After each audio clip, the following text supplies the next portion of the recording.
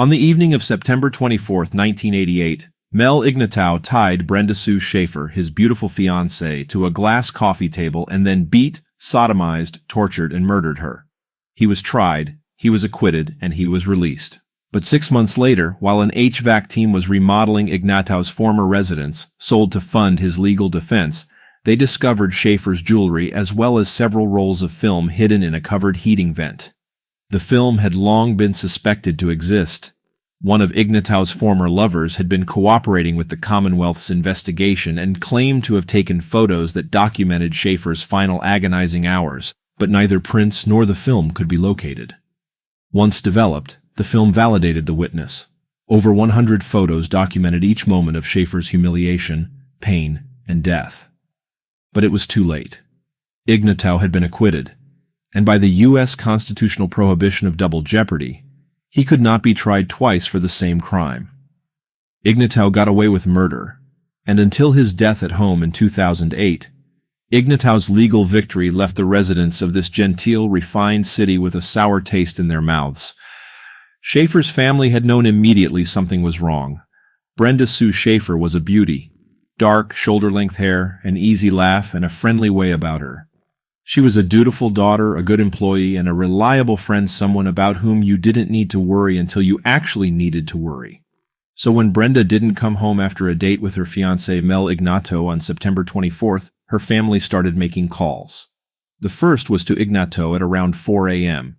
He claimed that Brenda had dropped him off around 11 p.m. She told me that she was going home, Ignatow told the Schaefer family. So by the morning of September 25th, when police discovered Brenda's car abandoned with a flat tire and broken window, the authorities were already working on a missing person case. The Louisville community echoed the Schaefer family's concern. With the exception of the 2 weeks leading up to the Kentucky Derby each year, when the city descends into a bourbon-soaked bacchanalia of millinery and horseflesh, Louisville is customarily conservative and reserved. Despite its rather large size, Louisville had maintained the sensibility of a small town. So when Schaefer vanished, the city seemed to be stifling a scream. In Mel Ignatow, Louisville would find a name for evil. Mel Ignatow was vain. When he killed Brenda, Ignatow was 50, 14 years older than she was, and he was showing his age. His hair was thinning and his large mustache was starting to look dated. To boost his vanity, he often boasted of his travels and his former import-export business. He owned several expensive watches, a new Corvette, and a 36-foot boat, all of which rather too insistently proclaimed an income higher than the Louisville average. Brenda may have seemed another beautiful accessory. Soon after they met on a blind date, Ignatow began pursuing the idea of marriage. Schaefer wasn't convinced, though she greatly appreciated the attention and the financial security Ignatow offered. Eventually, she relented, and Ignatow and Schaefer were engaged. Although some people found Ignatow charming, most found him creepy and insincere. As Bob Hill reported in his book about the Schaefer killing, Double Jeopardy, Joyce Smallwood, one of Brenda's friends, found Ignatow distasteful. Smallwood found him a con artist, telling stories of working for the CIA or having $300,000 cash hidden in China, or his liaisons with prostitutes in China. Ignatow's vulgarity extended beyond materialist boasting. His conversation was sprinkled with adolescent sexual expressions. His expensive boat was named the Motion Lotion, and he once told a friend that she needed to sexercise away some extra weight. Brenda Sue Schaefer was a happy person. Although she had some misgivings about Ignatow, she felt that he loved her. That went a long way for Brenda, and she tried to make the relationship work. But in the weeks leading up to her disappearance, her friends, family, and co-workers detected problems. Brenda began to complain about Ignatow's behavior, particularly where sex was concerned. This wasn't the first time that Brenda had been in a relationship that she found sexually intimidating. Her ex-husband Pete Van Pelt had complained to friends that Brenda wasn't fully comfortable with her sexuality, and that likewise she was uncomfortable with his sexual advances. The trouble with her relationship with Ignatow publicly erupted a few days before Brenda's disappearance. While at her job working for Louisville physician Dr. William Spaulding, Brenda's co-workers overheard her yelling at Ignatow on the phone, "I told you never to call me again." Much to their relief, Brenda had also told several friends and colleagues that she had ended her relationship with Ignatow. Schaefer once told a friend, Linda Love, a story that Love found difficult to believe. Love told Bob Hill that once, while on vacation with Ignatow, Brenda had awoken to find Ignatow holding a chloroform-soaked cloth to her face. "I just wanted you to relax," Hill reported Ignatow as saying, "It's something to help you sleep." Who knows how many times Ignatow had succeeded in rendering Brenda unconscious without her knowledge. The investigation of Schaefer's disappearance quickly focused on Ignatow. Not only was he the last person known to have been with Schaefer, but several irregularities heightened the authorities' interest in Ignatow. First, despite Ignatow's assertion that the relationship was thriving, investigators soon discovered the contrary reports of Brenda's friends and family. Beyond that, no one close to Brenda trusted Ignatow. They feared that just beneath the thin veneer of Ignatow's smiles and lies lived a callous killer responsible for her disappearance. The police also found Ignatow's alibi weak. According to the Courier-Journal, Louisville's largest daily newspaper, Ignatow claimed that Brenda picked him up at his house around 4 p.m. Due to rain, they had abandoned their plan to attend a boat show and an art fair in favor of bumming around in Brenda's car. Ignatow claimed that they had then eaten at one of Louisville's many fast food chili restaurants and then ended their evening by window shopping at a local mall. Ignatow claimed that Brenda dropped him off around 11:30 p.m. Later, Ignatow became hungry again and went to another chili place alone for something more to eat. "I came into the house for a while," the Courier-Journal reported Ignatow as saying. "I was getting a little hungry, so I went up to the Skyline chili place in the Plainview shopping center to get something to eat, then came back home." According to the police, Ignatow caused a disturbance at Skyline Chili by loudly complaining about the size of his drink. The restaurant worker who served Ignatow was the only substantiated witness to any of Ignatow's actions on September 24th. Ray Hazelwood, one of the FBI's preeminent experts on violent sexual sadists, was summoned to Louisville to assist with the investigation once the evidence began to point to Ignatow. Ignatow, in Hazelwood's estimation, exhibited the hallmarks of the criminal sexual sadist. As the investigation progressed, Hazelwood and his colleagues were vindicated. All of the evidence, however circumstantial, pointed to Ignatow, and every interaction that they had with him seemed to indicate that Ignatow was a textbook sexual sadist, narcissistic, pathological liar, paranoid, and misogynistic. If Ignatow were going to maintain the pattern, he would also keep souvenirs of his victim. This observation would prove correct, but it would be too late for a full measure of justice to be served. Even before the police began identifying Ignatow as a criminal sexual sadist, the Schaefer family intuitively understood Ignatow as a threat. In the days after Brenda's disappearance, Ignatow would come to the Schaefer house, sit in the kitchen with the family, and shed alligator tears, claiming that his life was over and that he couldn't live without Brenda. In particularly audacious moments, he would silence those that hoped for Brenda's safe return by bluntly saying that he thought she was already dead. Ignatow often broke down sobbing and crying like an inconsolable child. Like many predators, Ignatow savored turning the tables and claiming a portion of the public's sympathy. From the beginning of this long, torturous ordeal, he'd placed himself at the Schaefer's table, a hated suspect demanding sympathy. As the days became weeks and weeks became months, the city became more distraught, and Ignatow became bolder in his claims for the public's compassion.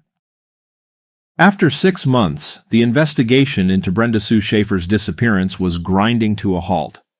Although the police and much of the surrounding community were convinced that Mel Ignatow had been responsible for the crime, no conclusive evidence linking Ignatow to the crime had been discovered. For months, Ignatow had been publicly complaining about the interest the police were taking in his actions leading up to Schaefer's disappearance, accusing investigators of police state tactics. These tactics, however, hadn't stopped him from dating several other women in the interim. On March 22, 1989, Ignatow received a letter that seemed to validate his assertions of persecution. Postmarked from Fort Lauderdale, Florida, the letter demanded that Ignatow reveal the location of Brenda Sue Schaefer's body, or a gang of Cubans would execute him. The letter continued, I have arranged for the Cubans to arrive in Louisville 1 week prior to the termination and remain in Louisville until the contract is completed. Upon proof of your execution, they will receive the remainder of the $15,000 plus $5,000 expense money if that amount is needed. Through his lawyers, Ignatow demanded and received SWAT team protection. The irony of taxpayers footing the bill for Ignatow's protection seems to have been too much for the police to swallow. Soon after the court-ordered SWAT protection had been stationed outside Ignatow's apartment, the primary investigators on the case revealed that they knew all about the letter. In fact, they had already read the letter and counseled its author, Dr. William Spaulding, against mailing the threat. Spaulding, Brenda's employer, had told the police during a previous interview that he intended to send the letter to Ignatow in the hope that the threat would scare Ignatow into confessing. Spaulding was devoted to Brenda and had taken the lead in organizing the $25,000 reward that was being offered for information about her disappearance. In the months since Brenda's disappearance, Spaulding had grown obsessed with and terrified of Ignatow. Spaulding carried a handgun at all times in case Ignatow attacked him. Never one to miss an opportunity, Ignatow had Spaulding arrested for making terroristic threats. During Spaulding's trial, his defense tried to bring to the foreground Brenda's disappearance rather than Spaulding's attempt at intimidation. As such, the nature and health of Ignatow and Schaefer's relationship was called into question. Ignatow again, but this time under oath, declared that they had been happily in love. Spaulding was convicted, but his trial ultimately became pivotal to Mel Ignatow's fate. He'd spent the 6 months since Brenda's disappearance claiming that he couldn't go on and that the police were unfairly targeting an innocent man. In the wake of the Spaulding letter, he was further emboldened. It's rare that a defense attorney will be willing to bring his or her client before a grand jury. The investigating officers knew this, but they were dealing with an infuriatingly hard case. He was holding up against questioning. The investigation had hit a brick wall. With little hope, they approached Charlie Ricketts, Ignatow's attorney, with an offer.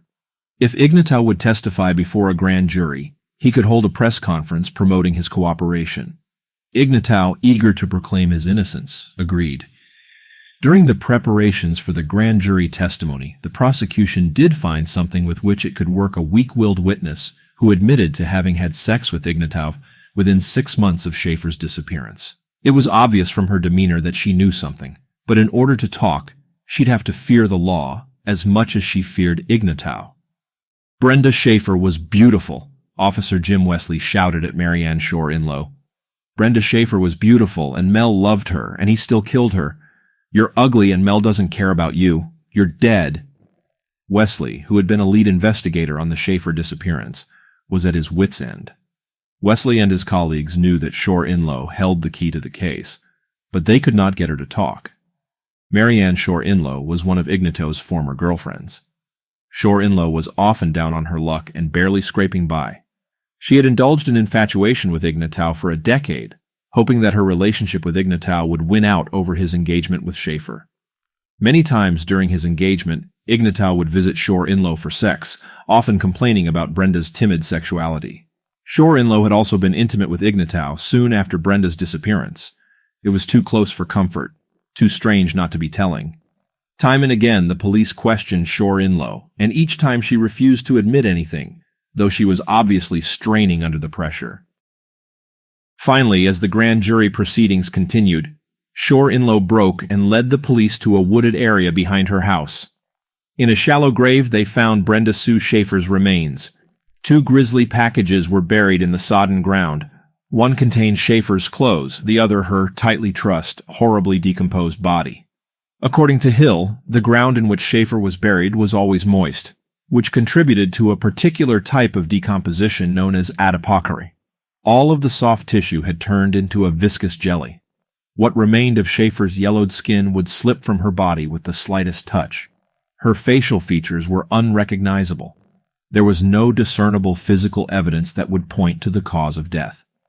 Although the medical examiner would eventually rule that she had been killed by asphyxiation, the original coroner's report listed the cause of death as homicide by undetermined means. From the beginning, the trial did not go as the prosecution planned. Given the tremendous publicity as well as the widespread ill will toward Ignatow, his attorney successfully petitioned for a change of venue. Such requests are granted when the court feels that publicity or case visibility has made it difficult to impanel an unbiased jury. This was certainly the case in Louisville. Even if one was not convinced of Ignatow's guilt, one couldn't be alive in Louisville in 1990 and remain ignorant of the Mel Ignatow murder trial. The trial was moved northeast to Kenton County, a rural community across the Ohio River from Cincinnati. Ernest Jasmine was assigned to prosecute Ignatow on behalf of the Commonwealth of Kentucky. A flamboyant advocate, Jasmine was known as the preacher for the prosecution. He also happened to be the first black Commonwealth's attorney in Kentucky's history. At the time, Kenton County was 97% white, and the few African Americans that lived in the community kept to themselves. Beyond the racial issues, the prosecution's case had its difficulties. Shore Inlow had secretly taped Ignatow discussing the murder, but the sound quality was poor. Defense attorney Charlie Ricketts did a masterful job reframing Ignatow's recorded comments. Site, as in gravesite, became a safe.